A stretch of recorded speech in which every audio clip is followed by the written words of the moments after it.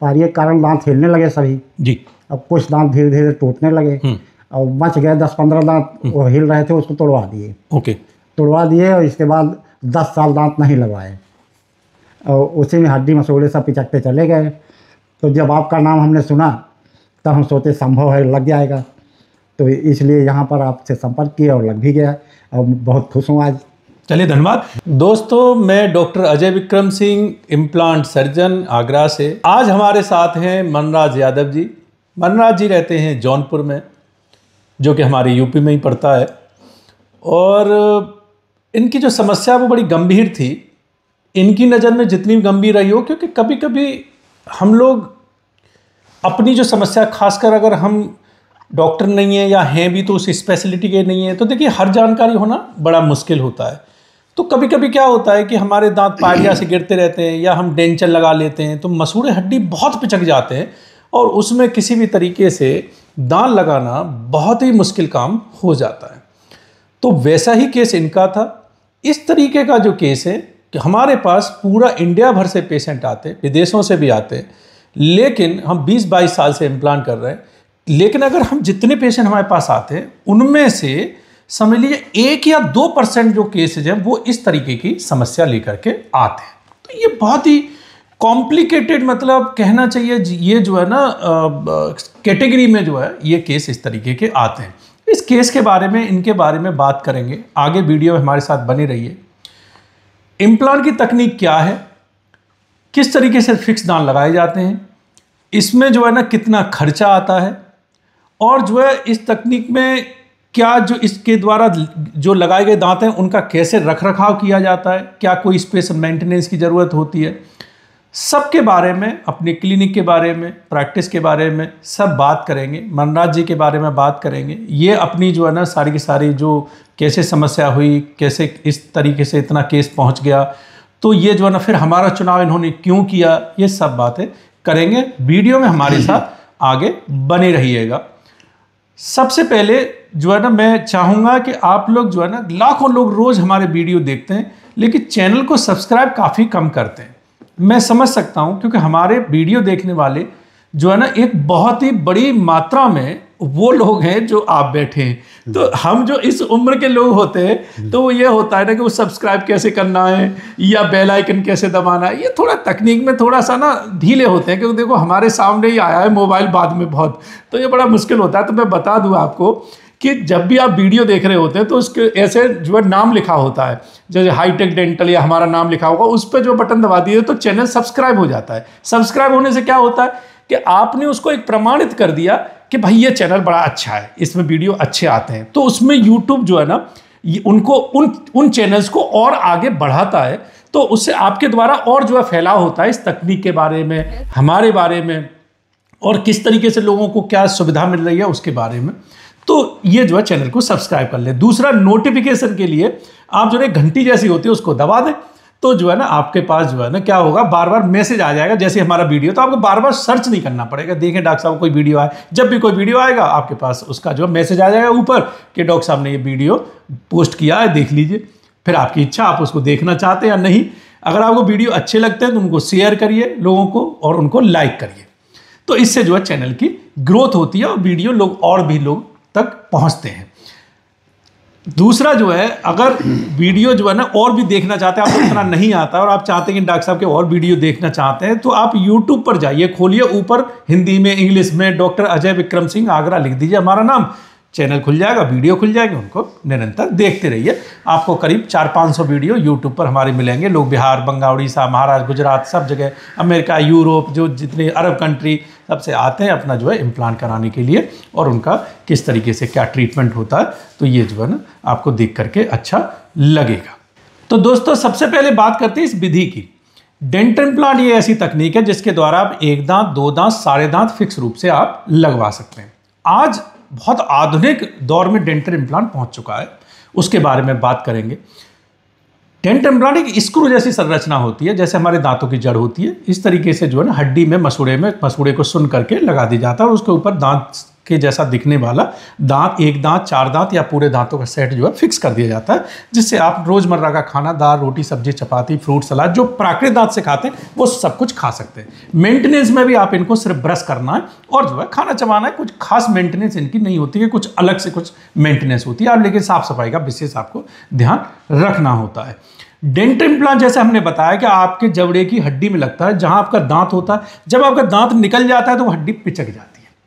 अगर आप समय के रहते उसको इम्प्लांट विधि द्वारा नहीं लगवाते, अगर आप ब्रिज लगवा लेते हैं या निकालने लगाने दांत पहन लेते हैं या बिना दांतों के घूमते रहते हैं, तो वो हड्डी और मसूड़ा और पिचकता रहता है और वो पिचक पिचक के आपके बिल्कुल ऊपर का नाक के लेवल पे और नीचे का जो है ना आपके बिल्कुल बेसल बोन तक पहुंच जाता है। आपकी भी समस्या यही हुई कि आपके जो है ना जब हमारे पास आए तो आपके जो है ना मसूड़े और जो है ना हड्डी बिल्कुल पिचकी हुई थी। तो आप देखेंगे कि जाकर के ये चिन्ह बाहर आ जाती है, क्योंकि ये पूरा जबड़ा जो है ना पीछे की तरफ चला जाता है और अंदर चला जाता है। तो ये जो है बड़ी समस्या होती है ऐसे केसेस में, क्योंकि इम्प्लांट जो है लगाने के लिए आपके पास हड्डी नहीं बचती। जहाँ पे दांत होते वहाँ कोई हड्डी नहीं बचती। तो इसमें कुछ स्पेशल टेक्निक होती हैं जिनके द्वारा फिर इम्प्लांट लगा के दांत फिक्स किए जा सकते हैं। वही आपके की है। जो ये जाइगोमा बोन होती है इसमें इनके इम्प्लांट लगाए हुए, पीछे टेरिगॉइड बोन में इम्प्लांट लगाए, नाक के आसपास की हड्डी होती है उससे तिरछे करके इम्प्लांट लगाए हुए, नेजलिस इम्प्लांट लगाए हुए। तो ये बहुत ही आधुनिक जो है कहना चाहिए, ये जो है एक तकनीक होती है जो कि दुनिया में बड़े गिने चुने, उंगली पर गिने चुने जो है ना डेंटिस्ट हैं, डॉक्टर हैं जो इम्प्लांट के, वो इसको इतना जो है ना महारत उनको है कि वो कर सकते हैं। अदरवाइज ये रेगुलर जो इम्प्लांट करने वाले डॉक्टर हैं उनके बस की बात नहीं है। नीचे भी सब नर्व बाईपास करके जो है ना इनके इम्प्लांट लगाए हुए हैं। तो ये जो तकनीक में, क्योंकि इम्प्लांट लगाना फिर उन पर दांतों का सेटिंग बैठाना बहुत ही मुश्किल काम है। जो लोग डेंटिस्ट भी बहुत सारे वीडियो देखते हैं, इनका एक्सरे देखेंगे तो जान जाएंगे ये जो है ना, और लोग काफ़ी कमेंट करते हैं, व्हाट्सएप पे हमको मैसेज भेजते हैं कि सर काबिल तारीफ काम है। ये हर किसी के बस की बात नहीं है।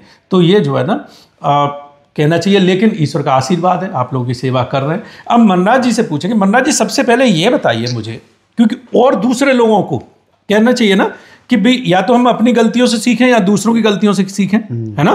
तो आप ये बताइए कि आपके जो मसूड़े हड्डी इस स्थिति में कैसे पहुंच गए, मतलब क्या परेशानी हुई, शुरुआत से बताइए। शुरुआत बहुत पहले सर पायरिया हो गया था। हाँ, पायरिया के कारण दांत हिलने लगे सभी जी। अब कुछ दांत धीरे धीरे टूटने लगे और बच गए 10-15 दांत वो हिल रहे थे, उसको तोड़वा दिए। ओके, तोड़वा दिए और इसके बाद 10 साल दांत नहीं लगवाए और उसी में हड्डी मसूड़े सब पिचकते चले गए। तो जब आपका नाम हमने सुना तब हम सोचे संभव है लग जाएगा, तो इसलिए यहाँ पर आपसे संपर्क किए और लग भी गया और बहुत खुश हूँ आज। चलिए धन्यवाद। इन्होंने जो बोले मैं इनको बीच में रोकूंगा कि 2-3 चीज़ें हैं। एक तो जैसे आपने बताया कि पायरिया लगा, आप वीडियो में साथ में एनिमेशन में देखेंगे कि पायरिया से धीरे धीरे जैसे दीमक जो है ना लकड़ी को खाती है, ऐसे ही जो है ना पायरिया के कीटाणु आपके दांत के चारों तरफ की हड्डी और मसूड़ा है उसको खाते रहते हैं और धीरे धीरे आपके दांत जो है उनकी जड़ें खुल जाती हैं, हिलने लग जाते हैं और वो दांत गिर जाते हैं। तो हम समझ जाते हैं कि आपके जहाँ तक दांतों की जड़ थी हड्डी में, वहाँ तक की हड्डी तो पायरिया ने खत्म कर दी। अब दूसरी जो गलती है कि आपने दांत निकलवा दिए, निकलवाने के बाद में कभी कभी लोग निकालने लगाने वाले दांत ट्राई करते हैं। इम्प्लांट के बारे में लोगों को जागरूक नहीं होते, उतना पता भी नहीं होता कि इम्प्लांट के बारे में कि ऐसी कोई तकनीक है। तो यही होता है, थकार के वो कहते हैं अब तो क्या दांत लगेंगे वही तरीके के, तो अब क्या करें, क्योंकि किसी डॉक्टर पे जाते हैं वो कहते हैं मसूड़े नहीं है, निकालने वाले दांत रखेंगे नहीं। निकालने लगाने वाले दांत लगाना भी हर किसी के बस की बात नहीं है, क्योंकि उबकाई आती हैं, वो जो है ना तालू पे जो है ना पूरा तालू घेर लेते हैं, तो वो बहुत खराब सा लगता है, तो हर कोई कंफर्टेबल फील नहीं करता। तो निकालने लगाने दांत अधिकतर लोग बनवाते हैं और फिर फेंक देते हैं कि नहीं ये तो नहीं, हमको अच्छा नहीं लग रहा है। उनसे चबाना भी नहीं बनता, क्योंकि पायरिया से जब आपके दांत जाते हैं तो वो मसूड़े खत्म हो जाते हैं। और जैसे जूता चप्पल हम पहनते हैं इसी तरीके से उनको मसूड़ों पर पहना जाता है। जब मसूड़े ही नहीं है तो वो दांत कैसे रुकेंगे। तो वो क्या होते हैं कि आपके बात करने पर हिलते हैं, टपक पड़ते हैं, तो एक बड़ी ऑकवर्ड सी सिचुएशन हो जाती है। चबाना खाना तो दूर, वो रुकते भी नहीं है मसूड़ों पे। तो इस वजह से जो लोग फिर क्या करते हैं कि उनको छोड़ देते हैं और उम्मीद हार करके रह जाते हैं। फिर इसी तरीके से जैसे आपने कहा 10 साल और रुके, तो 10 साल में डिस्यूज एट्रोफी हो गई।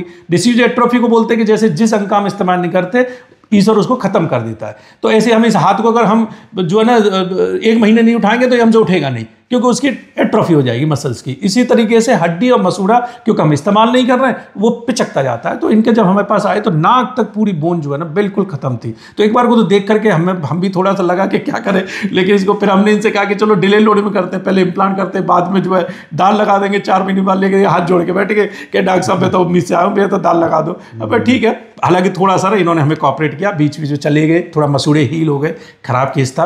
और इन्होंने बड़ा जो है ना जितना समय मतलब हमने जो लिया उतना इन्होंने समय दे करके अच्छे से कराया, तो उसके हिसाब से फिर काम भी अच्छा हो गया। तो अब मनराज जी ये बताइए, अब इम्प्लांट लग गए, हाँ सर। खाना चबा के देख लिया, चबाने में कोई दर्द किसी तरीके का? नहीं, कोई दर्द नहीं। और कैसा लग रहा है 10-15 साल बाद दांत पा करके? तो ये बताओ। मुझे बहुत अच्छा लग रहा है सर। अच्छा, चलो। और इधर का माहौल वाल कैसा रहा? बहुत अच्छे लोग थे। क्या लोगों को करानी चाहिए? हम तो कहेंगे कि सर अगर किसी को पायरिया लगा है तुरंत इलाज कराए, हाँ। और समय से करा ले वो। हाँ, अगर समय से नहीं कराते तो हमारी तरह वो भी झेल जाएगा। बहुत मुश्किल होता है। और दोस्तों ये भी एक ईश्वर की कृपा है कि आपको कोई ऐसा इंसान मिल जाए जहाँ सही जगह आप पहुँच जाए। अगर ये, क्योंकि ऐसे केस में सिर्फ एक चांस मिलता है। कभी कभार लोग क्या करते हैं, गलती कर बैठते हैं। कभी कभी बहुत एक्सपीरियंस डॉक्टर नहीं है, उनके पास चले गए। उन्होंने भी, काफ़ी डॉक्टर तो ऐसे भी होते हैं कि वो मना कर देते हैं कि नहीं भाई आप किसी एक्सपर्ट पे जाओ, ये इसमें हमारे हिसाब से नहीं हो पाएगा। तो लेकिन कुछ होते हैं करने बैठ जाते हैं कि लाओ करके देख लेता हूँ, तो वो जो है ना वहाँ पर केस और ख़राब हो जाता है। तो अगर इस तरीके का केस है तो आप जो है ना हिंदुस्तान में कहीं पे भी आपको डॉक्टर मिले जो आपको लगे कि ये एक्सपर्ट हैं इस तकनीक के, उनके पास जाएं और इलाज कराएं। कभी भी आलस ना करें कि मेरे बिल्कुल पड़ोस में मिल जाए कोई या उसी से करा लूँ। तो केस ख़राब कराने से अच्छा है कि आपको चाहे थोड़ा दूर जाना पड़े, लेकिन जो है ना केस जो है अच्छे हाथ से ही कराएं। तो दोस्तों अब इम्प्लांट तकनीक आपने समझ ली। इसके साफ़ सफाई जो है ना ब्रश करना है और कोई खास वो नहीं है। खाने चबाने में जैसे ये दाल रोटी सब्जी चपाती फ्रूट सलाद सब कुछ जो है ना अपने इन दांतों से खा सकते हैं, नॉर्मल ब्रश करना है। अब बात करते हैं दोस्तों खर्चे की। हमेशा समझ लीजिए जितना हड्डी आप अपनी छोड़ेंगे उतना खर्चा कम होगा। आप जो है ना जितनी जल्दी इम्प्लांट कराएंगे, जब आपको समझ में आ गया कि अब मेरे दांत ये चलेंगे नहीं, मेरे दांत हिलने लग गए या मेरे दांतों को, तो उनको आगे खींचे नहीं। जितना खींचेंगे, जितना घर में सीलन देख करके आंखें बंद कर लेंगे, घर खराब हो जाएगा। जितना दीमक देख करके आंखें बंद कर लेंगे, आपका फर्नीचर सब चला जाएगा। गाड़ी के टायर घिस रहे हैं, कट रहे हैं, गाड़ी टूट रही है, फूट रही है, आंखें बंद कर लेंगे, बिल्कुल बर्बाद हो जाएगी। ठीक है, तो ये हमेशा ध्यान रखें, आंखें बंद करने से कुछ नहीं होना है। आपके जैसे ही आपको लगे कि मेरे दांतों में पारिया उस स्थिति में पहुंच गया है कि ये अब इसका ट्रीटमेंट संभव नहीं है, ये दांत ही निकालने पड़ेंगे, जितना जल्दी से जल्दी हो सके निकलवा के इम्प्लांट करा दे, नहीं तो बाद में बहुत पछताना पड़ता है। तो कोशिश करिए कि अपना जल्दी कराएं। अब हम खर्चे की बात करते हैं कि अगर आप फुल माउथ इम्प्लांट करा रहे हैं, अगर देखिए इस तरीके की कैटेगरी तो बहुत ही कम पेशेंट में होती है।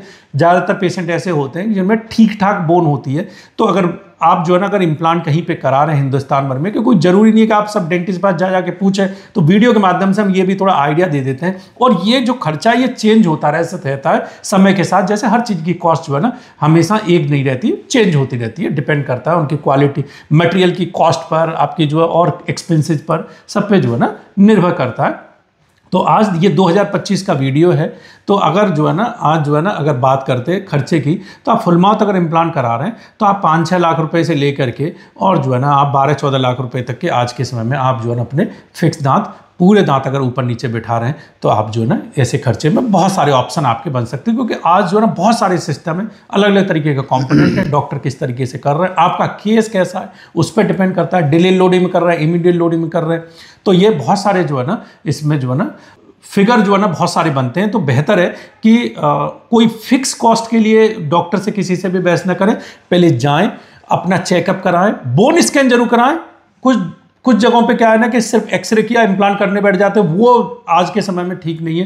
क्योंकि आपकी बोन की ना डेंसिटी मालूम पड़ती है एक्सरे में, ना आपकी बोन की जो है मोटाई मालूम पड़ती है, ना आपकी कहाँ कच्ची बोन है कहाँ पक्की बोन है, ना वो मालूम पड़ती है। तो ऐसे डॉक्टर पे जाएं जो सीटी के बेसिस पे जो है ना इम्प्लांट करते हो, प्लस सीटी उन्हें रीड करना आता हो। कभी कभी क्या होता है कि आप किसी डॉक्टर पे जाते हैं, उन्हें पता है सीटी होता है, सीटी सेंटर भेज देते हैं, वहाँ से एक पीडीएफ आपको भेज देते हैं, मोबाइल में ले आना या प्रिंट करा के ले आना, उसको देख के वो सीटी सेंटर में बोल देते हैं आप बता देना कहाँ कहाँ इम्प्लांट लगाना है। उनने बता दिया, उनने वहीं में इम्प्लांट रोक दिए। ये ऐसे इम्प्लांटोलॉजी नहीं होती है अगर खासकर आपका केस खराब है। तो उन डॉक्टर के पास जाएँ जो डॉक्टर खुद ट्रीटमेंट प्लानिंग करते हैं, इम्प्लांट की सारी प्लानिंग खुद डॉक्टर करें, तो वो डॉक्टर बेटर है। सॉफ्टवेयर होना चाहिए उनके पास।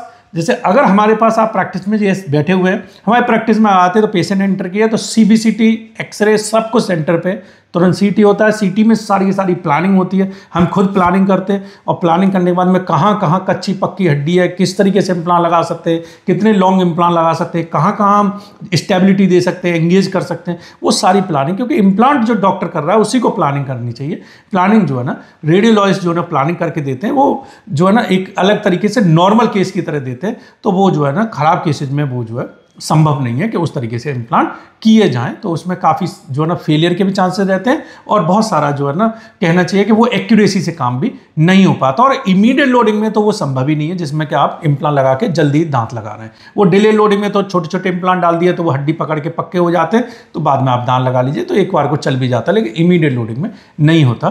तो एक्सपर्ट डॉक्टर पे जाएं तो इससे आपको मालूम पड़ जाएगा कि डॉक्टर कितने एक्सपर्ट हैं, CT प्लानिंग खुद कर रहे हैं नहीं कर रहे, आपको सही करके बता रहे हैं, सॉफ्टवेयर पे अपने हिसाब से देख रहे हैं, या वो सिर्फ PDF मंगा रहे हैं आपसे कि ले आना मोबाइल में, उसमें देख लेंगे। तो ये कुछ चीज़ें होती हैं जिनसे आप जान सकते हो कि इम्प्लांट के एक्सपर्ट हैं, एक नॉर्मल जो है डॉक्टर है। अगर आपका केस एक साधारण सा है तो आप उनसे भी करा सकते हैं, लेकिन अगर केस आपका खराब है तो फिर एक्सपर्ट डॉक्टर से ही कराएं, चाहे आपको थोड़ा सा दूर जाना पड़े। जहाँ पे भी आपका जो शहर है, पास में कोई बड़ा शहर है जहाँ पे अच्छे नामी इम्प्लांट के डॉक्टर है, वहाँ जा करके उनसे जो है करा सकते हैं।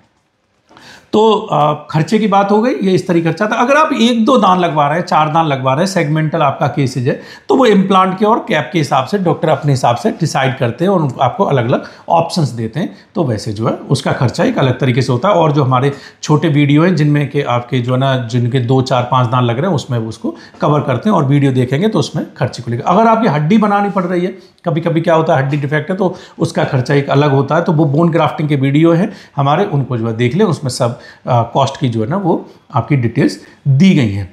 दोस्तों ये क्लिनिक के बारे में बता दें क्योंकि हम वीडियो में ही ज़्यादा से ज़्यादा इन्फॉर्मेशन दे देते हैं, तो लोग जो है ना नहीं तो व्हाट्सएप पे एक छोटी छोटी चीज़ें भी पूछते हैं कि कौन सा स्टेशन है पास में, कहाँ उतरना पड़ेगा, किधर आना पड़ेगा, आपका क्लिनिक कहाँ पड़ता है। तो हम कोशिश करते हैं वीडियो में ही आपको जो है जानकारी देते हैं, क्योंकि बहुत सारे लाखों लोग वीडियो देखते हैं तो क्या होता है ना कि उनको उसी में इन्फॉर्मेशन मिल जाती है, तो वो अपना ना की सीध में आ जाते हैं और वो फॉलो करते हैं चीज़ों को, तो वो बेहतर रहता है।